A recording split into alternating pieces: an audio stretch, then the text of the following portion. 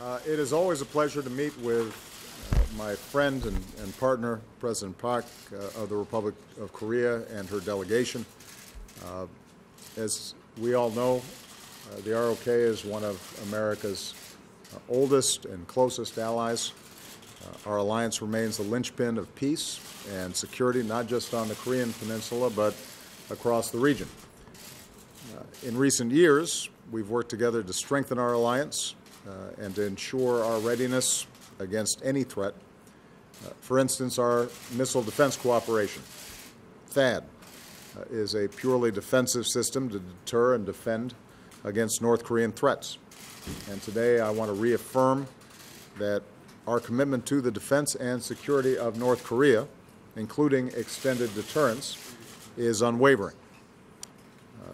We had extensive discussions about the recent provocations by the DPRK, and we are united in condemning North Korea's continued missile launches, including this week while China was hosting the G20.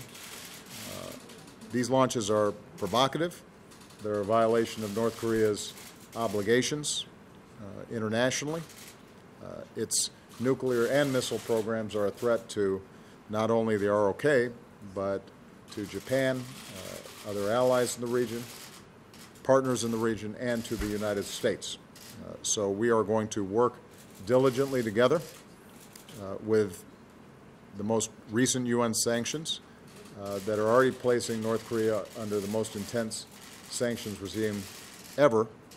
We're going to work together to make sure that we're closing loopholes and making them even more effective. And President Park and I agree that the entire international community needs to implement these sanctions fully and hold North Korea accountable. North Korea needs to know that provocations will only invite more pressure and further deepen its isolation, but that if it is willing to recognize its international obligations and the importance of denuclearization in the Korean Peninsula, the opportunities for us to dialogue with them are there. And we do not have any interest in an offensive approach to North Korea. We want peace and security for all peoples, but their current behavior has not been ones that are conducive to the kinds of dialogue and diplomacy that both the ROK and the United States would prefer. Beyond the region, our alliance is a global one. We stand together against ISIL. We stand together in providing humanitarian assistance for the Syrian people and for refugees, promoting global health and fighting climate change. The ROK has been an excellent partner in helping Afghanistan stabilize. It has been an outstanding partner on global health and security issues. We talked about the leadership summit that we'll be hosting at the end of this month on refugees and the important contributions that the Republic of Korea are making. And let me just say that as I wrap up over the next several days my last trip to Asia, what a pleasure it's been to work with President Park and her team.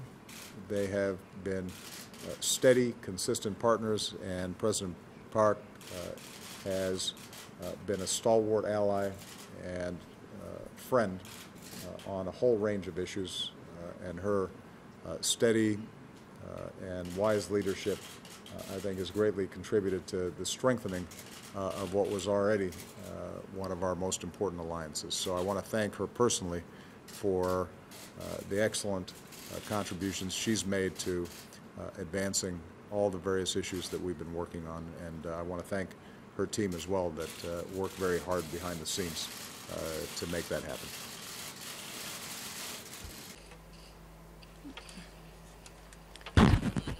Today, I met with President Obama and held fruitful discussions on how we will respond to the common challenges that confront both our nations. In particular, it was a pleasure to reconfirm that the Korea-U.S. alliance is stronger than ever and is playing a pivotal role for the peace and stability of not only the Korean Peninsula, but the entire region. North Korea's nuclear test early this year and continued missile launches are fundamentally threatening the security of both the Korean Peninsula and Northeast Asia. I would like to make it clear that Korea and the U.S. will respond resolutely to any provocations by North Korea by utilizing all means. North Korea launched Nodong missiles again yesterday. I send a stern warning that the continuation of such reckless provocations will lead North Korea down the path of self-destruction. I express my gratitude to President Obama once again for clearly expressing today the unwavering commitment of the U.S. for the defense of the Republic of Korea. President Obama and I have agreed to maintain a strong deterrence posture by enhancing our combined defense capabilities to include the deployment of the THAAD system. Next, the faithful implementation of the UN Security Council Resolution 2270 is vital to deterring North Korea's advancement of its nuclear and missile capabilities, and it is meaningful that our two countries have been engaged in close cooperation in this regard. The United States and Korea have agreed to faithfully implement UN Security Council resolutions and further strengthen our efforts to seal the loopholes in sanctions implementation even more tightly. Taking into consideration the importance of China's role in effective implementation of sanctions and the resolution process of the North Korean nuclear issue, our two countries have agreed to continue to communicate with China through various channels. Regarding the human rights situation of North Korean people, I would like to express my appreciation for the efforts made by many in the United States, both in and out of government, and I plan to further strengthen cooperation with the United States and the international community on the basis of our North Korean Human Rights Act, which entered into force on September 4th. The improvement of the human rights situation for North Korean people will be a critical stepping stone for our path toward unification, and unification will provide opportunities for North Korean people to be treated equally. Lastly, in order for the Korea-US alliance to contribute to a greater peace and broader prosperity, President and I have agreed to not only expand cooperation in new frontiers such as global health, climate change, and space, but also expand our roles in areas such as refugees, peacekeeping operations, and development cooperation.